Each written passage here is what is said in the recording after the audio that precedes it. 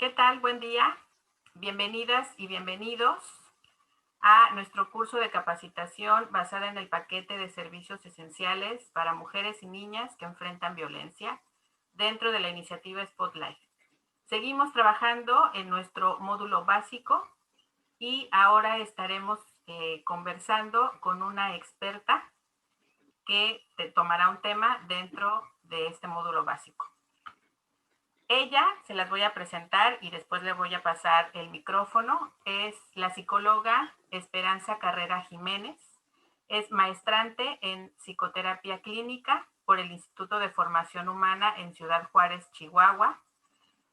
Algo de lo que ella ha hecho en su larga trayectoria ha sido trabajar en el Instituto Chihuahuense de las Mujeres, el CABIM Juárez, y en el Centro de Justicia para las Mujeres, CEJUM Juárez, donde ha brindado atención en terapia individual para mujeres víctimas de violencias, atención psicológica a sus hijos e hijas menores de edad.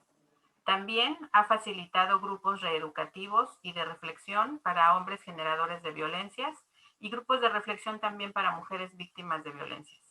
Actualmente es colaboradora en CEFAMPI, Centro Familiar Psicológico en Atención en Terapia Individual, y es facilitadora también de talleres y capacitaciones a practicantes, personal y empresas de maquiladoras en los temas de violencia de género.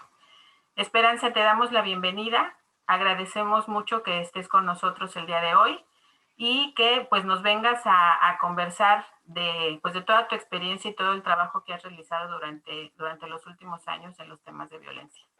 Te cedo el micrófono para que puedas presentarnos el tema que veremos contigo hoy.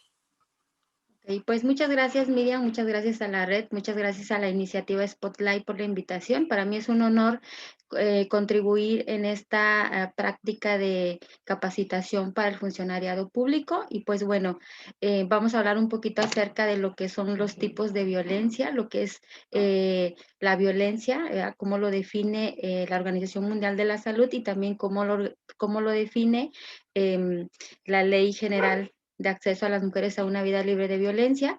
Vamos a trabajar un poquito acerca de cómo es que funciona la violencia, cómo está estructurada y por qué a veces es muy difícil salir de ella. Y bueno, vamos a hablar un poquito acerca también de los compromisos que como funcionariado público tenemos con respecto a este tema.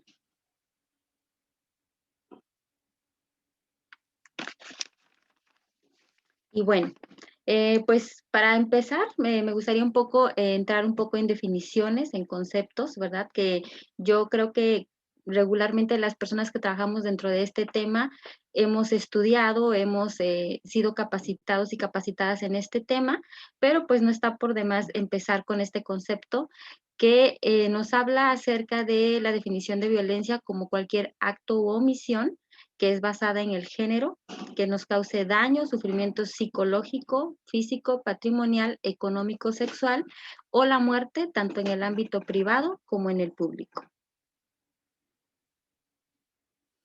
Y bueno, vamos a empezar hablando acerca de que existen diferentes tipos de violencia, ¿ok? Para poder entrar un poquito en el tema, tenemos que entender que la violencia, bueno, no es una única violencia, ¿no? Que existen 5 tipos diferentes y que obviamente las manifestaciones de estas, pues son variables, ¿no? Y que una mujer que vive una situación de violencia puede presentar un solo tipo de violencia o más, ¿no? Dentro de las violencias que se reconocen son la violencia física, la violencia económica, la violencia psicológica, la violencia sexual y la violencia patrimonial. Cuando hablamos de la violencia física, hablamos de esta violencia que tiene que ver con el uso de la fuerza física o con algún objeto, con algún arma. A veces pensamos que para que una mujer viva violencia física, pues tiene que tener una huella muy visible, ¿no? Ante la mirada de las personas, como tener, no sé, el ojo muy morado o tener alguna contusión fuerte. La realidad es que la violencia física puede ir desde lo más, gradual, va como que de forma gradual hasta lo más fuerte, ¿no? Una de las primeras cosas que se pueden manifestar dentro de la violencia física, por ejemplo, son los empujones, son los estrujones, los jalones de pelo, los pellizcos, las cachetadas, que podríamos llegar hasta cierto punto a normalizar o a pensar que son acciones no tan violentas, pero si vamos hablando de la violencia como una escalada, vamos a entender entonces que más adelante esta violencia va a subir de nivel y entonces ya vamos a poder encontrarnos con una violencia física extrema, como lo que es ya una mutilación, como lo que es ya una fractura ya muy, muy fuerte o una contusión dentro del cuerpo de la persona. También viene la violencia económica. Dentro de esta violencia económica hablamos sobre el control que se tiene dentro de los ingresos del hogar, cuando las parejas a veces no permiten que sus esposas o sus novias, ¿no?, trabajen o tengan su propio ingreso, o bien si las dejan trabajar en ocasiones, estos hombres lo que hacen es de alguna manera, am, okey. Bueno, entonces hablábamos acerca de esta violencia económica, ¿no?, que tiene que ver con el control de los ingresos. Y bueno, lo que se busca en esta violencia, obviamente, es, limitar, ¿no?, a la persona en cuestión económica. La usuaria, obviamente, se le niegan los recursos, esto impide que esta persona pueda moverse libremente, ¿no?, económicamente, pues, obviamente, ya no puede salir, por ejemplo, a visitar a sus familiares porque no tiene dinero para poder pagar, no sé, los pasajes, el Uber, etcétera, ¿no? Entonces, esta violencia, pues, a pesar de que pudiéramos ver que no es una violencia que se pudiera manifestar como la violencia física, ¿no?, tan visible, pues no deja de ser violencia a final de cuentas, ¿no? Posteriormente tenemos la violencia psicológica. Esta violencia psicológica yo siempre digo que va de cajón antes que las demás violencias. ¿Por qué? Porque, bueno, la violencia psicológica llega a ser tan, pero tan sutil que inclusive la persona llega a creer o a pensar que realmente todo lo que sucede a su alrededor con las cuestiones violentas tiene que ver con ella, es decir, que es su responsabilidad. La violencia psicológica daña la estabilidad emocional y si no sana a lo largo de los años, pues va causando muchos efectos. Cuando hablamos de violencia psicológica, hablamos de, por ejemplo, los celos, ¿no? Hablamos de la famosa ley del hielo, ¿no?, donde te ignoro. Hablamos de la culpa, donde te culpabilizan de las situaciones que pasan dentro del hogar. Hablamos también acerca de esta parte de decirte cómo te vistes o cómo tienes que ir vestida a ciertos lugares, con quién te relacionas, si visitas o no visitas a tus familiares.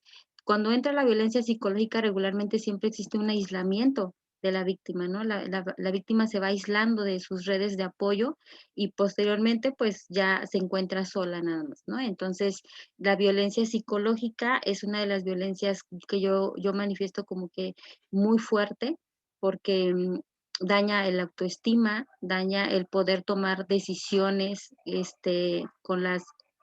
poder tomar como estas decisiones de alejarse del agresor, ¿no?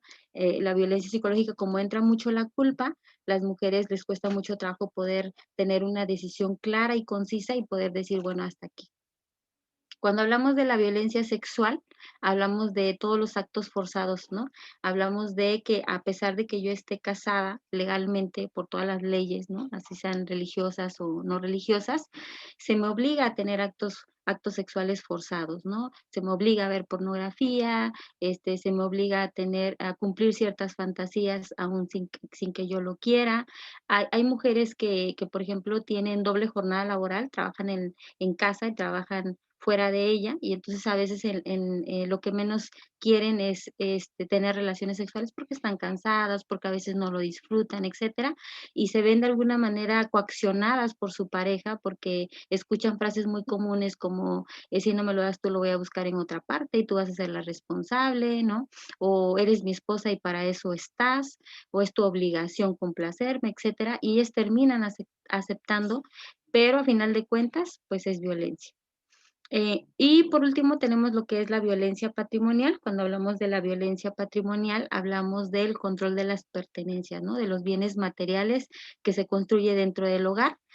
Hablamos de que dentro de la violencia patrimonial, por ejemplo, hay muchas mujeres que no reciben pensión alimenticia cuando se separan de sus parejas.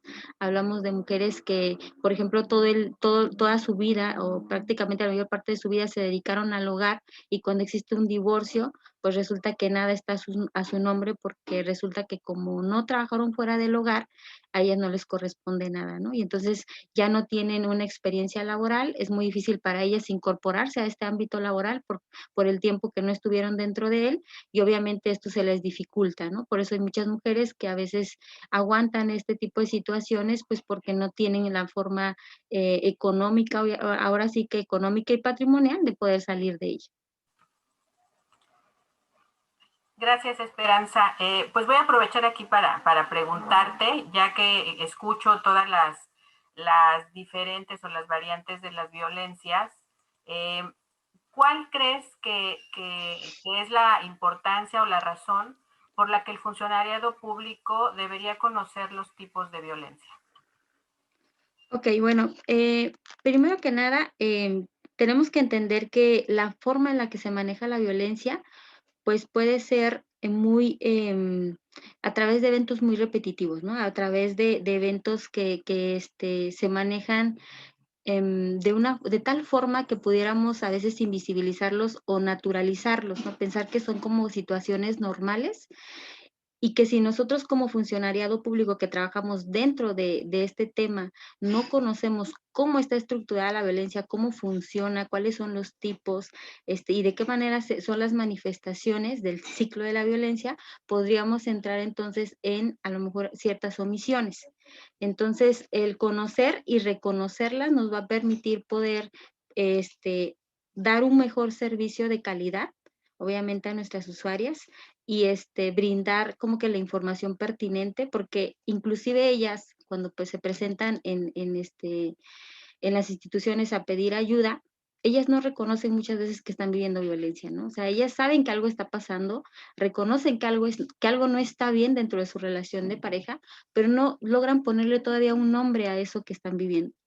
Entonces, se supone que nosotros seríamos como que los expertos en este tema y nosotros y nosotras seríamos como que los que tendríamos que saber identificar las situaciones que ellas nos van narrando y poder decir, ah, ok, yo sé que entonces está viviendo este tipo de violencia y sé cómo la pudiera yo orientar pues para brindarle una información adecuada y que ella tome la decisión más adecuada o más pertinente para su vida, ¿no? Entonces, por eso es importante, porque desde la narrativa de la usuaria, si yo no identifico las violencias, pues ella no me va a venir a decir a mí que está viviendo una violencia patrimonial, que está viviendo una violencia sexual, que está viviendo una violencia física, ¿no? ¿Por qué? Porque ella no conoce cómo funciona tal vez estos tipos de violencia, ¿no? Cómo funciona la violencia. Muy bien. Y bueno, ahorita que hiciste también como todo este recuento, me imagino, o a lo mejor las usuarias no lo saben, pero ¿los tipos de violencia se presentan en conjunto en un episodio de violencia o van por separado? Ok. Cuando hablamos de violencia, tenemos que entender que se puede presentar uno o dos o más tipos de violencia, ¿no? Inclusive a veces llegan a presentarse hasta los 5 tipos de violencias en un solo caso. Hablamos de eventos repetitivos, ¿verdad? Que van acompañados de uno o más tipos de violencia. Para poder entender esto, es importante entender cómo funciona el ciclo de la violencia. Cuando llega una usuaria por primera vez conmigo, yo siempre les digo, imagínate como unas manecillas de reloj, ¿no? Imagínate como un reloj, ¿no?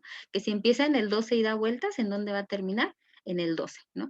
Entonces, el ciclo de la violencia se divide en 3 fases y es importante irlas identificando porque de eso depende que el ciclo se rompa. Si no logramos identificar cómo funciona el ciclo de violencia, es muy fácil caer a lo mejor en juicios de valor, ¿no? En a lo mejor hacer como estos pensar que a lo mejor la usuaria está ahí porque le gusta la violencia, porque, no sé, empezamos a crear como que ciertas expectativas respecto a ella porque no sale de la violencia, pero hay que entender que probablemente esté dentro de un ciclo y que por eso es difícil que ella salga de ahí, ¿no? Una de las primeras fases que hablamos dentro del ciclo de la violencia es la fase de tensión.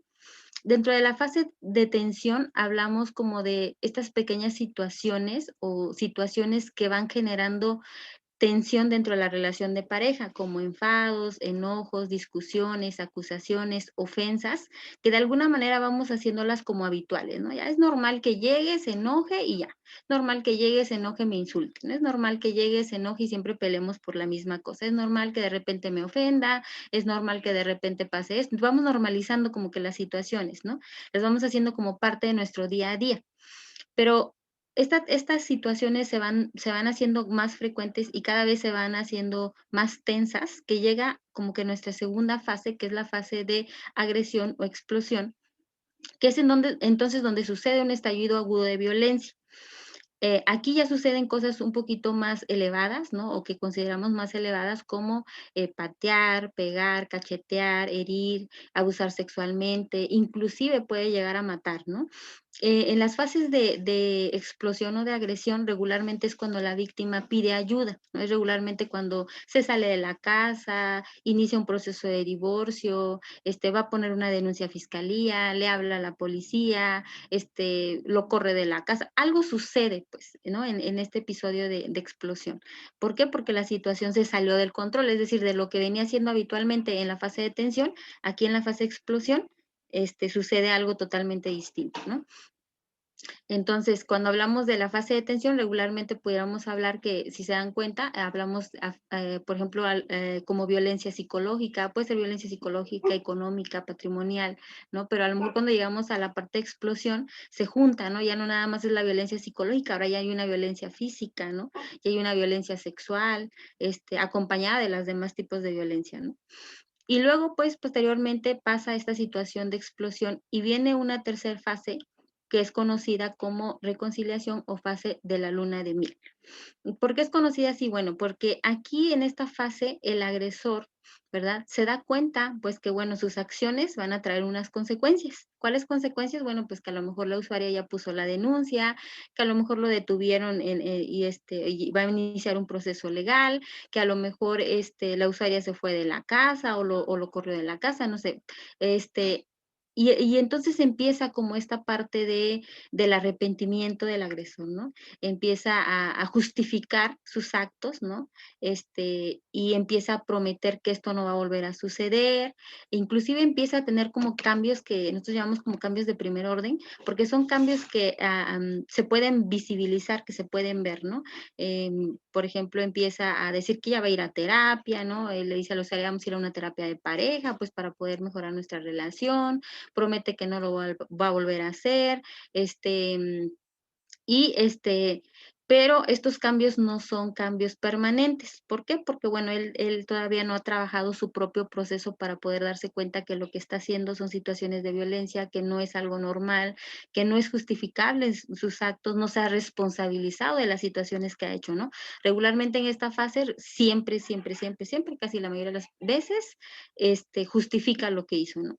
Que sí porque estaba muy tomado, que sí porque hacía mucho calor, que sí porque tuvo problemas en el trabajo, que sí porque la usuaria lo provocó, que sí porque... Entonces siempre pone justificación, ¿no? Entonces es una forma de darnos cuenta que esto no va a suceder. Sin embargo, para la usuaria crea una esperanza de que esto puede cambiar, ¿no? Cuando él empieza a prometer ciertas cosas y empieza a generar ciertos cambios, que aunque no son cambios permanentes, son visibles, la usuaria crea una esperanza, ¿no? De que esto puede mejorar, de que su relación de pareja pues sí puede dar para más, de que sí hay una intención de que la relación funcione. Y entonces aquí es cuando muchas veces terminan retirando la denuncia, cuando a veces terminan cancelando los trámites de divorcio, ¿no?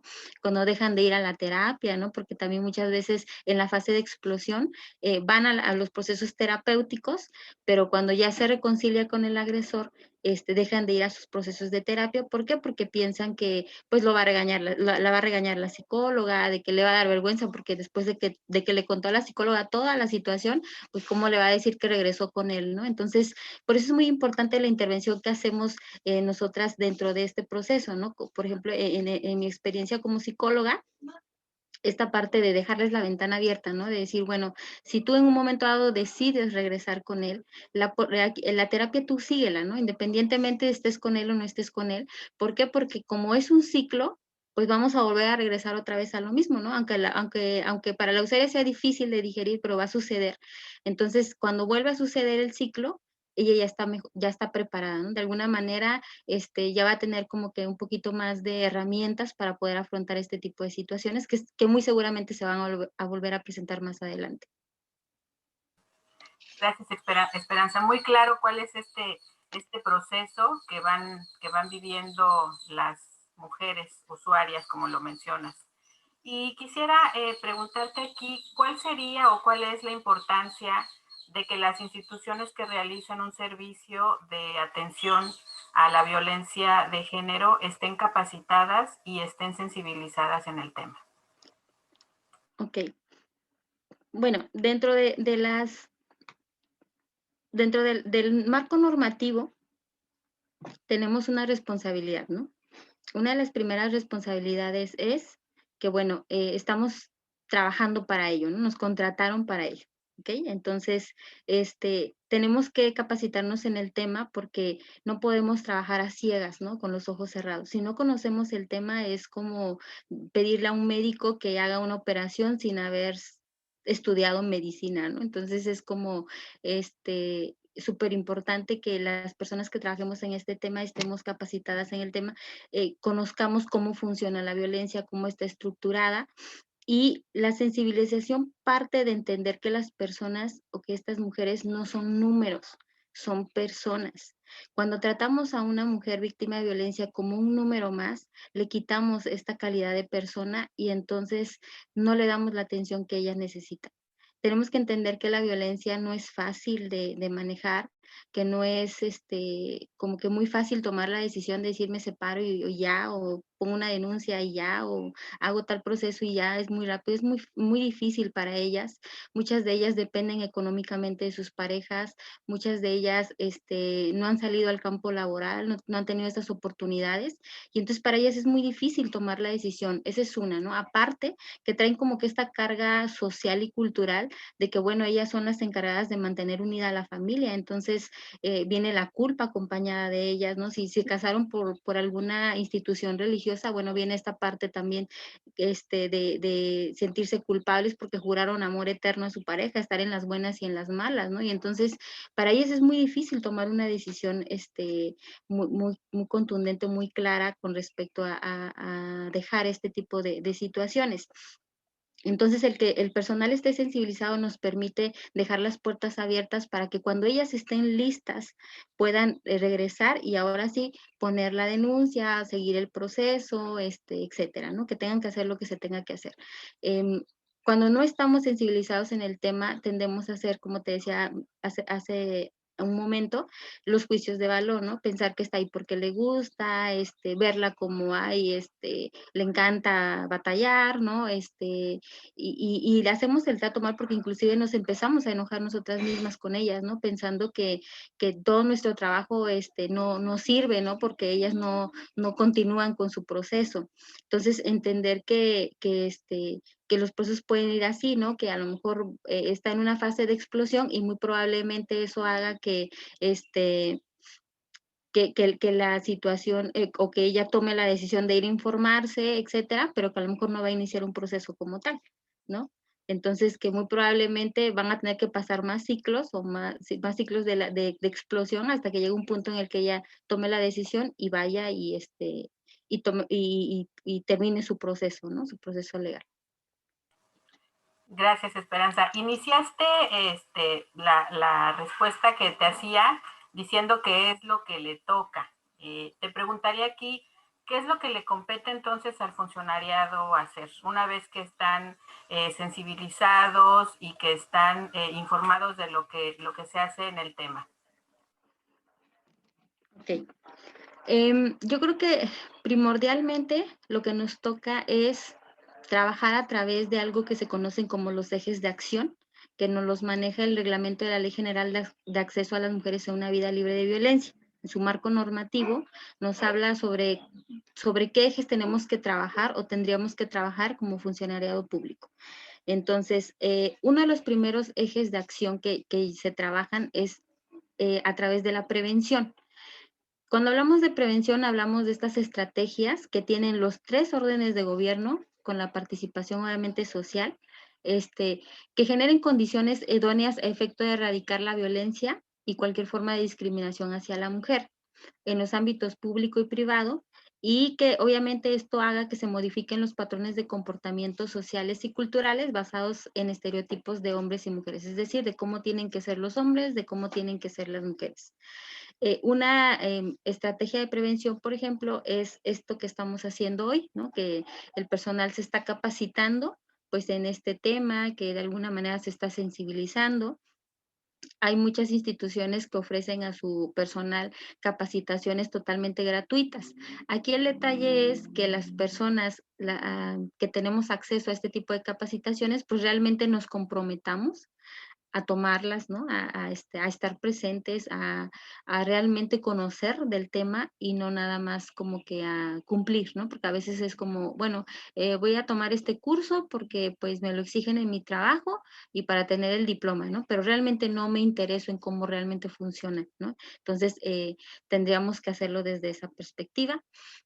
Otro eje de acción también es la de la atención, ¿no? Aquí en este eje de atención hablamos de las estrategias que brinden el acceso a la justicia restaurativa a las víctimas. Entendemos que cuando una víctima es violentada, pues hay muchos derechos que ella pierde, ¿no? El derecho a la libertad, el derecho a la decisión, el derecho a ser feliz, ¿no? Que es un derecho humano. Y estas situaciones, pues como funcionariado público tendríamos que en la atención restaurar estos derechos, ¿no? ¿Y de dónde lo hacemos? Pues desde la atención que brindamos. Si es una atención de calidad, si es una atención humana, una atención que pueda brindar una información adecuada a las usuarias, o si es una información que sea adecuada a lo que ella necesita en ese momento, ¿no? Si no podemos brindarle la atención, canalizarla con quien sí lo puede hacer. Entender que también las instituciones tenemos una limitante, ¿no? Las instituciones fueron creadas para trabajar ciertas cosas, pero hay otras instituciones que complementan estas cosas que no podemos trabajar. Entonces, el que conozcamos a dónde podemos canalizarla, pues nos va a ayudar a brindar una atención de calidad, ¿no? Si yo no le puedo ofrecer el servicio porque dentro de mis competencias no lo puedo hacer, pues por lo menos saber a dónde sí lo pueden hacer, ¿no? Y obviamente no es como decirle, oiga, señora, vaya a tal institución y hágalo, ¿no? Lo ideal sería tener un enlaces con las otras instituciones, pues para que ella no sufra otra vez revictimización, ¿no? Y pues bueno, tenemos otro eje que es la sanción. Aquí hablamos del conjunto de estrategias para que los mecanismos judiciales y administrativos de los tres órdenes de gobierno establezcan qué va a pasar con las personas que violentan, ¿no? ¿Qué pasa con los agresores? ¿Qué se va a hacer con ellos? Regularmente los agresores, pues obviamente a lo mejor con la pareja a la que violentaron, la que les puso la denuncia, probablemente ya no establezcan una nueva relación, pero al final de cuentas ese hombre va a buscar a otra pareja, ¿no? Entonces, ¿qué va a suceder con esa otra pareja? Pues la va a volver a violentar. Entonces, tenemos que trabajar también con los agresores. ¿Por qué? Porque ellos, si no trabajamos con ellos, van a ir replicando la violencia nuevamente en sus parejas siguientes, ¿no? Entonces, es muy importante trabajar con ellos. Y pues que obviamente sepan que estas acciones tienen una consecuencia, ¿no? Que no pueden quedar libres, que no pueden quedar como que hice esto y no pasa nada, ¿no? Porque entonces lo vuelvo a repetir. Este, y pues obviamente ya la erradicación, que sería como otro eje más, que habla sobre el conjunto de estrategias para que los tres órdenes de gobierno se coordinen de manera efectiva en la ejecución de los ejes de acción establecidos, pues en las fracciones anteriores, ¿no? Y en mecanismos de no repetición, lo que te comentaba ahorita, ¿no? Para que esto pueda suceder, entender que las instituciones tenemos que trabajar en conjunto, no podemos trabajar separadas unas de otras, ¿no? En ocasiones creemos que que somos enemigas entre nosotras mismas, ¿no? O sea, mi institución vale más que la tuya, o la mía tiene más poder que la tuya, ¿no? Y entender que no es así, sino que cada una tiene una función y que si nos complementamos entre todas podemos combatir, ¿no? Este tipo de problemática y podemos trabajar hacia la erradicación. De otra manera va a ser imposible, ¿no? De otra manera no vamos a poder lograr el objetivo que es erradicar la violencia. Este, también vamos a erradicar bueno, en esta, erradicación nos habla de erradicar las prácticas, conductas, normas, costumbres sociales y culturales que menoscaben o anulen los derechos humanos de las mujeres, ¿no? Hablamos de que vamos a tener mujeres que a lo mejor tengan un conocimiento de las leyes, porque hay algunas que sí conocen las leyes, que conocen sus derechos y que probablemente lleguen exigiendo justicia, pero también vamos a tener mujeres que no conozcan de leyes, que no conozcan cómo funciona esto, que no comprendan cómo es o para qué funciona el poner una denuncia, ¿no? Tan simple como eso, cuál es la finalidad de poner una denuncia, etcétera. Entonces tenemos que aprender este, a hablarles de tal forma que ellas puedan comprender de lo que se trata, ¿no? De cómo las podemos ayudar y de a qué tienen derecho, principalmente. Gracias, Esperanza. Pues nos hablas ahorita de las normatividades y de todo lo que sucede, como en lo que está escrito, en lo que se debe hacer. Pero, ¿qué es lo que sucede en la realidad desde tu experiencia y desde tu trabajo, pues ya en la práctica y con las usuarias, como lo has mencionado? Ok, bueno, pues mira, dentro de mi experiencia con las usuarias, obviamente cuando llegan al proceso terapéutico, pues para ellas es muy, se sienten como un poco más en confianza, ¿no? El ambiente nos permite poder, bueno, les permite a ellas poder expresar cuál es su situación, y en muchas ocasiones ellas nos hablan acerca de la revictimización que sufren de una institución a otra. Es decir, no sé, que las mandaron bueno, ellas no saben a dónde se tenía que poner la denuncia, por ejemplo, y fueron a la Fiscalía General, ¿no? Y de la Fiscalía General le dijeron, ¿sabe qué, señora? Aquí no es. Ya contaron toda su historia, le dijeron, aquí no es. ¿Sabe qué? Tiene que irse a la Fiscalía Especializada de la Mujer, ¿no? Entonces llegan a la Fiscalía Especializada de la Mujer y entonces hay que volver a contar la historia y entonces hay que pasar a Trabajo Social contar la historia, hay que pasar otra vez con el MP contar la historia y entonces es una revictimización muy constante, ¿no? Que de repente les dicen que acá no es y luego que allá sí es y que luego que siempre no y entonces ahí las andan regresando de un lado a otro, ¿no? No les dan una información clara, a veces el personal no sabe exactamente a dónde canalizar, entonces suele ser muy revictimizante para ellas y muy cansado, ¿no? Aparte de que pues no es una situación fácil para ellas. También me ha tocado que ellas comenten que en muchas ocasiones cuando están poniendo la denuncia, les mencionan que sus parejas van a pasar muchos años en la cárcel, entonces ellos van a ser las responsables, ¿no? De eso, pues van a dejar a sus hijos sin papá, ¿no? Porque pues el papá va a quedar en la cárcel. También, que ya no podrán tener acceso a la pensión alimenticia para sus hijos y sus hijas si su pareja es detenido. Se les cuestiona, ¿no? ¿Está usted segura que quiere poner la denuncia? ¿No? Y entonces eso las hace dudar.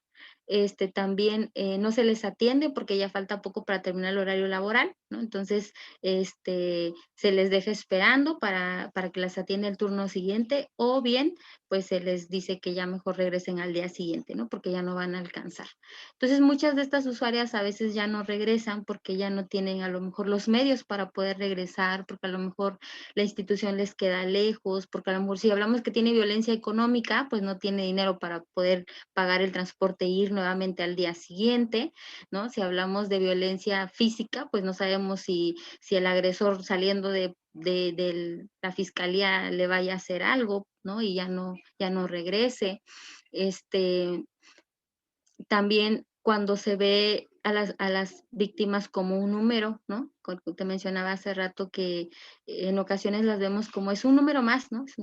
Tenemos que tener números porque eso es lo que nos piden y entonces vamos a decir que atendimos 100 usuarias, pero de esas 100 usuarias, ¿cuántas realmente les diste un servicio de calidad, ¿no? Cuántas realmente salieron de la situación de violencia en que se encontraban, cuántas realmente se les restituyeron sus derechos, pues a lo mejor es un número muy, muy pequeño, ¿no? Y también, pues, porque no se les permite expresar su situación, su contexto, ¿no? Me ha tocado usuarias que me comentan que a veces ellas quieren decir, bueno, cómo surgió toda la temática, ¿no? O sea, de dónde, cómo fue su relación o desde cuándo las empezaron a violentar. Y en ocasiones se encuentran con que el MP les dice: "¿Sabes qué? Nada más platícame lo último que pasó", ¿no? O sea, lo demás no me interesa, ¿no? Y para ellas es muy frustrante, ¿no? Porque a veces lo que ellas buscan es desahogarse, lo que ellas buscan y yo entiendo, ¿no? Y comprendo que a veces, hay áreas, ¿no? Hay áreas específicas que dicen: "Bueno, pues es que yo no soy psicóloga, ¿no? Yo no estoy aquí para escuchar, o yo no estoy para, para dar la contención", ¿no? Pero pues tenemos, por eso es importante cómo se trabajan los equipos dentro de las instituciones, porque pues hay personal que sí está capacitado para este tipo de situaciones, ¿no? Para dar la contención, porque lo que la usuaria quiere a veces es eso, ¿no? Es expresar cómo se siente, lo que ha venido viviendo, lo que ha tenido que callar, ¿no? Durante muchos años, y bueno, ahí a veces es el único momento que tiene para poderlo expresar y de repente le dicen, ¿sabes qué? No, ¿no? Me acuerdo mucho de una usuaria que llegó conmigo y me decía, y le decía yo, bueno, a ver, que me hablara un poquito acerca de su situación, y luego me decía, pero ¿qué quiere que le diga? Porque si le puedo decir todo o nada más le digo una parte, porque ya me callaron una vez, dijo, y se siente muy feo, ¿no? Que me calle. Entonces, ya vienen con miedo, ¿no? Te ven como, híjoles, me va a regañar o qué me va a decir, ¿no? No vienen con la confianza de que las podemos ayudar. Y bueno, esto va creando obviamente miedo en ellas, miedo a las instituciones de gobierno, miedo al personal que ahí labora, ¿no? Angustia, ¿no? Vienen muy angustiadas porque no saben qué va a pasar, qué va a suceder con su caso. Vienen sintiéndose culpables también, ¿no? La culpa viene con ellas porque sienten que hicieron mal, ¿no? Sienten que están haciendo algo mal al momento de poner una denuncia, al momento de ir a solicitar información, etcétera. Y esto crea, pues, obviamente, muchos problemas psicoemocionales, ¿no? En ellas, que después se transforman en enfermedades físicas y, bueno, ya traemos ahí una cuestión de salud muy grave. Obviamente, ya cuando cada quien esté en el módulo ya especializado de su área, van a hablar acerca de cómo se manifiestan estas situaciones, ¿no? En el ámbito de la salud. Gracias, Esperanza. Quisiera seguir como en esto que nos estás contando de tu experiencia ya con las usuarias, para preguntarte por qué es importante que el funcionariado, que las personas que dan atención a las usuarias les expliquen de manera coloquial, sin usar tecnicismos, sobre sus derechos, por ejemplo. Ok. Bueno, porque tenemos que entender y comprender que la víctima viene tan saturada de la situación que está viviendo que muchas veces no va a comprender, si tú le hablas en términos legales, ¿no? En términos muy, pues sí, muy técnicos, no va a comprender de qué es lo que le estás hablando, ¿no? Entonces, en muchas ocasiones pueden tomar decisiones erróneas, ¿no? Decisiones que no las beneficien y que muy al contrario las pueda poner en riesgo o en un riesgo mayor porque no comprendieron de qué se trataba la situación.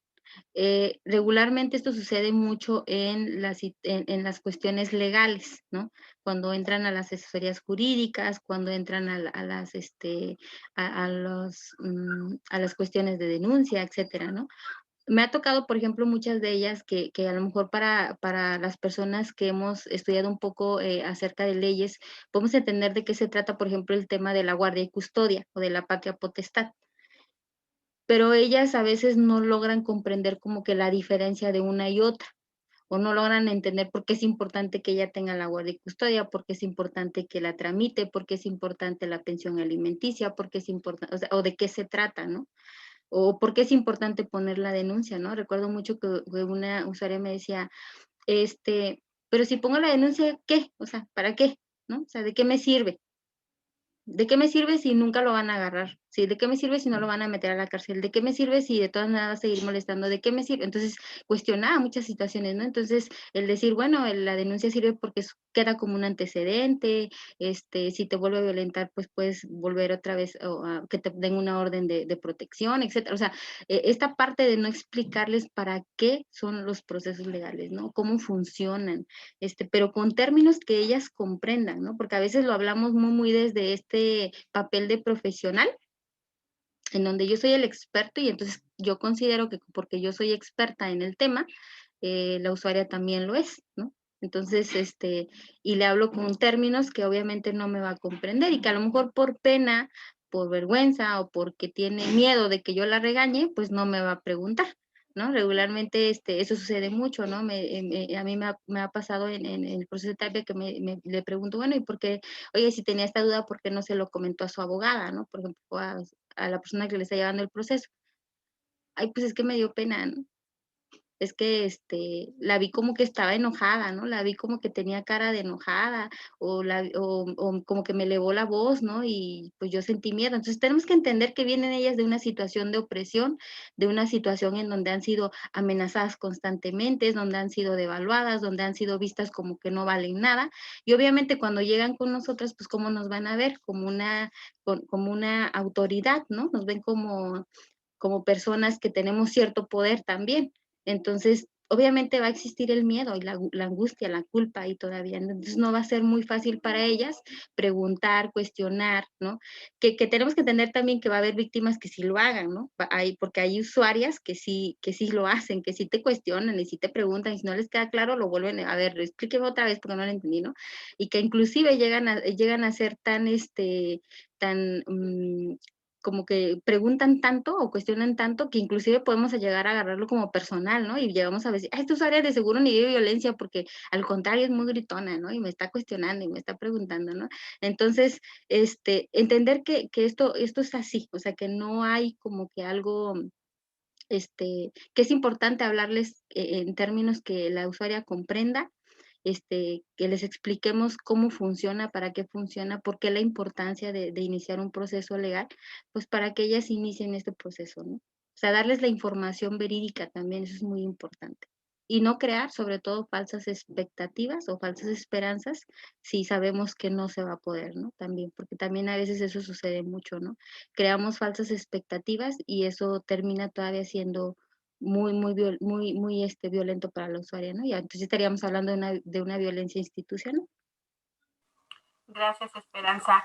Pues además de hablarles sobre sus derechos y sobre, pues, ponerles en palabras coloquiales pues, el proceso y sobre todo las cuestiones legales, como lo mencionas, también mencionaste sobre el trato, sobre la importancia de tener un trato amable, un trato que pues sea diferenciado, porque entendemos que cada una de las vivencias de las mujeres es diferente y cada una va a requerir pues que se le hablen de ciertas cosas, pero de una manera pues amable, sin prejuicios, sin discriminación.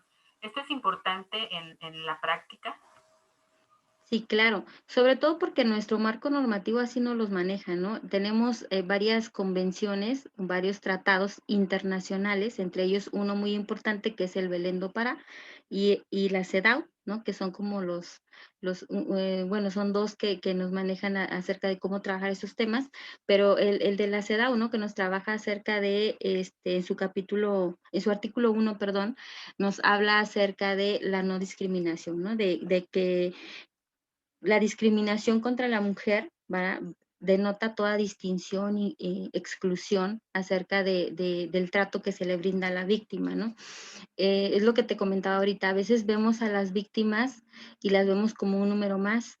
No entendemos que a veces su situación las ha llevado a estar como están, ¿no? Porque a veces las vemos a lo mejor que no llegan aseadas, ¿no? Que a lo mejor inclusive pueden llegar con ciertas dolencias, ¿no? Con ciertos síntomas o llegan de cierta característica y no les queremos brindar la atención, ¿no? Porque pues pensamos que no es, vaya, que no son merecedoras del servicio, ¿no? Tenemos que entender que nos va a poder llegar una víctima a lo mejor muy estudiada, ¿no? En lo particular me ha tocado tener a víctimas que tienen maestrías, que tienen doctorados, que tienen un nivel de estudios académicos muy, muy, muy grande, pero que han sido víctimas a final de cuentas, ¿no? Y me ha tocado atender usuarias que por el contrario no tienen estudios, que vienen de a lo mejor de comunidades indígenas, ¿no? Que no saben hablar bien el español, que no se dan o que no comprenden muchos términos en la lengua mexicana, ¿no? O en el español, y que obviamente pues eso tenemos que verlo, ¿no? O sea, que tenemos que darle un trato diferenciado. ¿Por qué? Porque las necesidades de cada una van a ser distintas, ¿no? Entonces yo no puedo tratar a una víctima a todas y de alguna manera igual en el aspecto de que la información que yo les voy a dar tiene que ser adecuada a lo que ellas necesitan y a la forma en la que ellas me lo puedan comprender, porque si no, entonces yo estaría siendo discriminatoria, ¿no? Estaría yo discriminando y estaría yo cometiendo, obviamente, no estaría cumpliendo, vaya, con la normatividad que me exige el ser empleado o empleada de gobierno. Entonces, eso sería como lo más importante. Gracias, Esperanza. Y bueno, nos has ido hablando sobre algunos casos, sobre algunas experiencias que has tenido cuando las usuarias trabajan contigo procesos terapéuticos, pero ¿dirías que existen signos y síntomas claros de una mujer o una niña que ha sufrido violencia de género? ¿Cuáles son estos? Claro, hay muchos síntomas, ¿no? Los más comunes pues son depresión, estrés postraumático, ansiedad, ¿no? Este, mm, depresión. Hay muchas mujeres que viven depresión, este, y obviamente estos van encaminados a veces a las situaciones de violencia que viven, ¿no? Este, em, Regularmente ellas llegan muy angustiadas cuando llevan un proceso legal, porque como es algo que no saben que va a suceder, cuando tienen sus primeras audiencias, por ejemplo, llegan muy, muy angustiadas, llegan a veces en crisis, ¿no? Porque volvieron a ver al agresor. Me ha tocado, fíjate que en ocasiones, que me dicen, oye, es que sabes qué, yo no quería verlo, ¿no? Porque me da mucho miedo, estuvo a punto de matarme y entonces yo no quería verlo en la audiencia y me lo ponen, ¿no? O sea, me ponen frente a él, me ponen a encararme con él y eso me creó una crisis, ¿no? Porque lo vi y para mí fue recordar todo lo que yo viví con él, ¿no? Entonces, es muy importante, ¿no? Yo siempre les digo, bueno, tú tómate tu tiempo, ¿no? Si no estás lista, lo puedes hablar con tu abogado, tu abogada, de que todavía no estás lista para enfrentarte o confrontarte con esta persona, o que lo hagas de una manera distinta, este, pero sí, este tipo de procesos les causa muchísima angustia, ¿no? Digo, aparte de que ya traen de por sí estas, como repercusiones por el tiempo que estuvieron con el agresor y luego por la situación que están llevando ahorita, que son procesos legales, ¿no? Cuando llevan un proceso legal. Entonces, sí, físicamente es muy deteriorante las situaciones de la violencia, y llega a ser muy, muy cansado para ellas, ¿no? Muy desgastante, tanto físico como emocionalmente. Entonces, sí se nota, ¿no? La diferencia con estas mujeres que viven este tipo de situaciones. Claro, y como nos mencionabas inicialmente, pues no es necesario que lleguen con golpes visibles, sobre todo cuando hay diferentes tipos de violencia que no necesariamente tengan que estar golpeadas, ¿no? O sea, estas afectaciones que nos comentas que tienen mucho que ver pues, con la salud mental, la salud emocional, pues también son observables.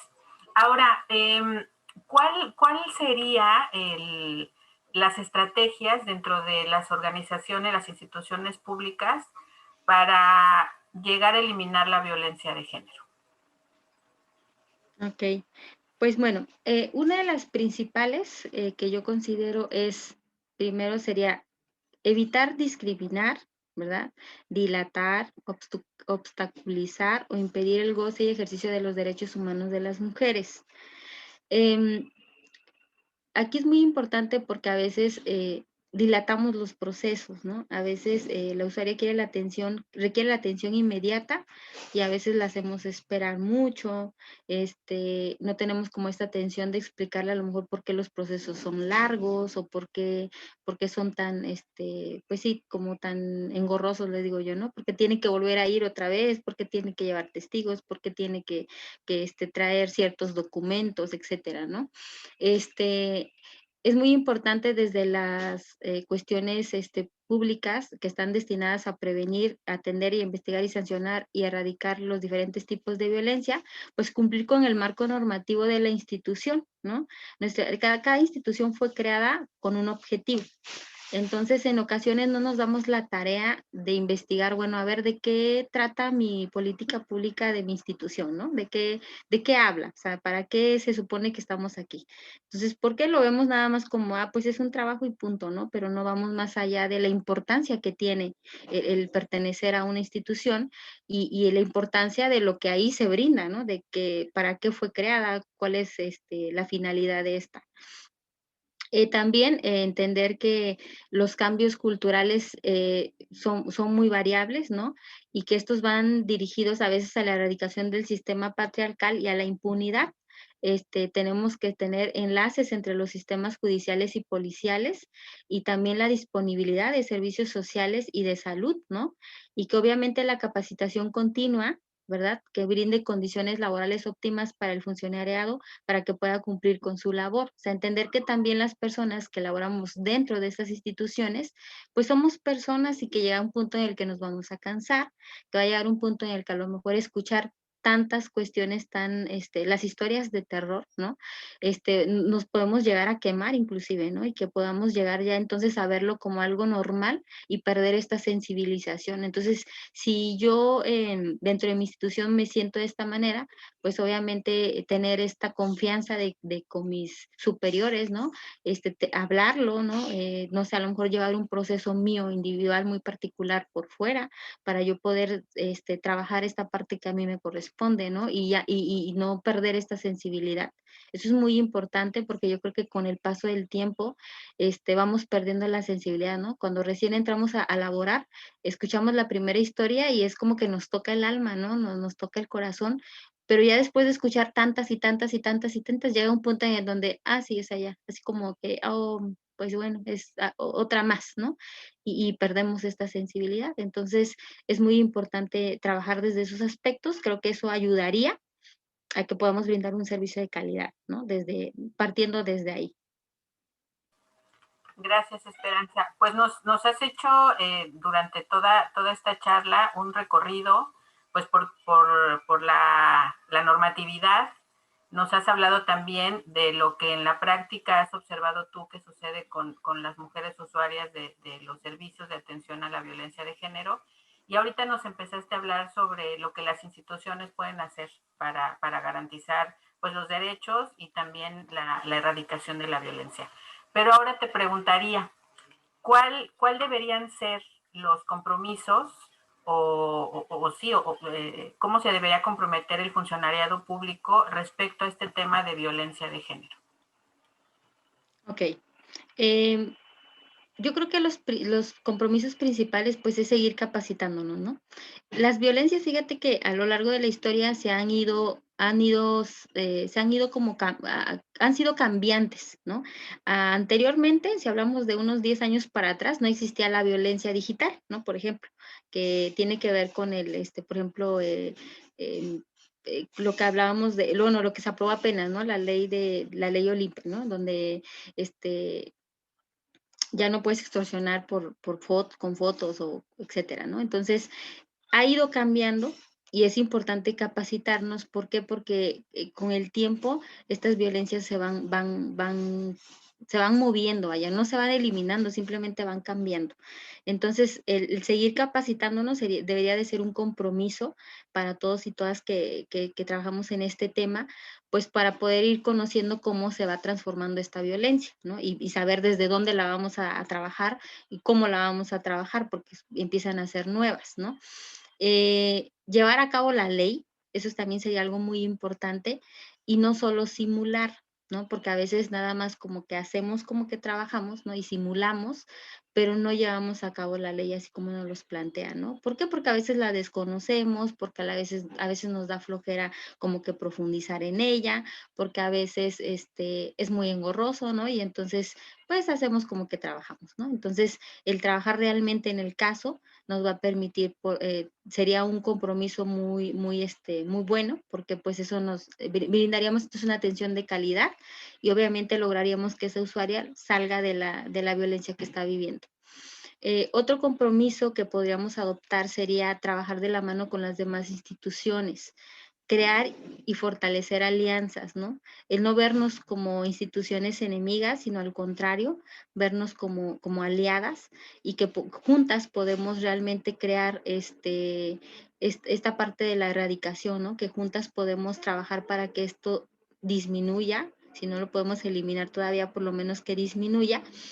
Y pues que realmente cada institución haga su parte, ¿no? La parte que le corresponde para no revictimizar a la usuaria, ¿no? Que si yo tengo un enlace no sé, a lo mejor con salud, pues que si de salud están viendo una situación de violencia, pues yo pueda entrar en esa parte, ¿no? Y que ya sepa de qué se trata la situación, porque a lo mejor la usuaria todavía desconoce que está siendo víctima de violencia o todavía no está lista para poner la denuncia, pero a lo mejor brindarle un servicio psicológico adecuado, para que posteriormente ella se prepare para iniciar un proceso legal, etcétera. También otro compromiso que tendríamos que adoptar sería trabajar dentro de nuestro organismo como un equipo interdisciplinario. Hay casos que a veces necesitan de equipos interdisciplinarios, ¿no? Como por ejemplo, necesitan asesorías jurídicas, necesitan llevar un proceso psicológico, un proceso de trabajo social, etcétera. Y si es una sola usuaria, tener que entender que a lo mejor a la psicóloga le dice ciertas cosas, al área jurídica ciertas cosas y al trabajo social ciertas cosas. No porque no quiera contar todo, sino porque a veces no se siente con la confianza de expresar toda su situación o todo su contexto.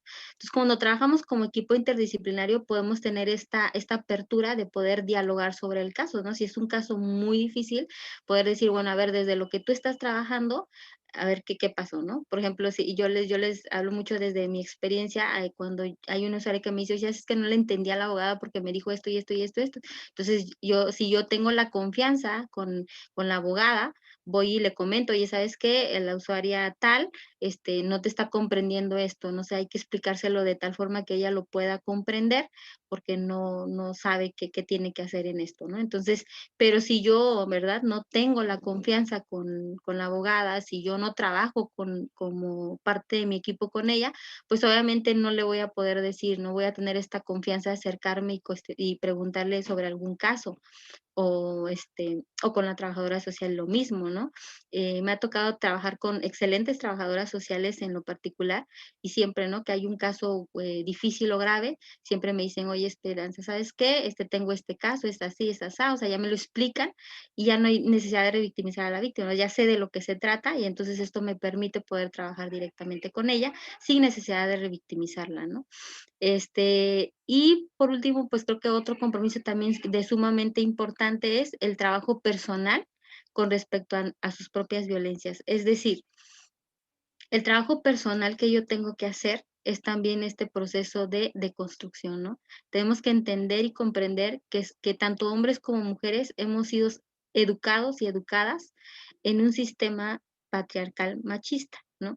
Y que muchas veces tenemos estas conductas, a lo mejor, pues interiorizadas, ¿no? Y que de repente las podemos reproducir sin darnos cuenta. Entonces, cuando tú trabajas desde lo personal, tú puedes ir dándote cuenta de que en muchas ocasiones tiendes a hacer o a cometer ciertos actos que pueden ser violentos y eso te permite a ti trabajarlos, ¿no? El que tú te des cuenta. Pero para eso es un trabajo muy personal, es un trabajo que no te va a pedir tu institución probablemente, es un trabajo que probablemente no te obligue la ley, pero sí es un compromiso que tú tienes por el hecho de trabajar en este tema, ¿no?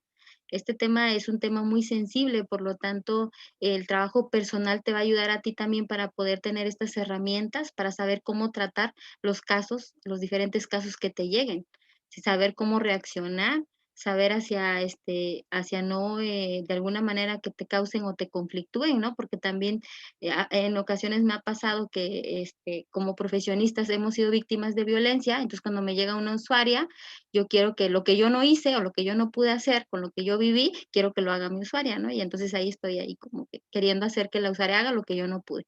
Entonces, cuando tú trabajas desde una parte personal, eso te permite no caer en esto, ¿no? Y que el servicio que tú brindes, pues, sea de calidad, y obviamente, y que no te cause un conflicto a ti en lo personal. Muchas gracias, Esperanza. Pues llegamos hasta este punto en el que hablamos ahora también de los del funcionariado y de las personas que trabajan en las instituciones. Te agradecemos mucho este recorrido que nos has hecho por las violencias y sobre todo por habernos compartido pues lo que tú haces en la práctica y lo que has encontrado. ¿Algún comentario final que nos quieras compartir?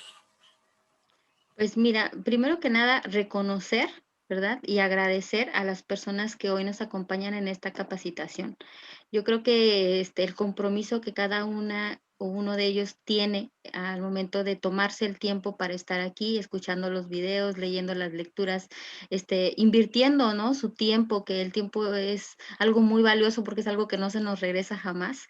Este, Agradecerles el compromiso que están adoptando en este momento para trabajar en este tema, ¿no? Es sumamente importante que como funcionariado público que trabajamos en este tema, pues estemos actualizados y capacitados en el tema. Por lo tanto, es importante sumar esfuerzos, pues, para lograr esta erradicación, de la violencia, ¿no? Entonces, yo estoy muy agradecida con todos y todas que este día nos acompañan y bueno, reconocer que son personas que realmente quieren un cambio y que esperemos que esta pequeña charla pues les ayude a poder tener un poquito más claro acerca de cómo funcionan las violencias. Pues nosotros te agradecemos mucho, Esperanza, que nos hayas acompañado el día de hoy, que tengamos la posibilidad de contar con tu experiencia, con tu expertise y que podamos pues escuchar lo que va sucediendo en la práctica, porque a veces solamente para muchas personas eso sucede como en los libros o lo que alguien cuenta, pero tener a alguien con tu experiencia que nos ha compartido un poco del trabajo que llevas a cabo con las usuarias ha sido de mucha ganancia para nosotros. Y bueno, agradecerte también desde la iniciativa Spotlight y desde la red Facilitando Cambios, que hayas aceptado la invitación de sumarte pues a charlar con quienes están llevando a cabo el curso.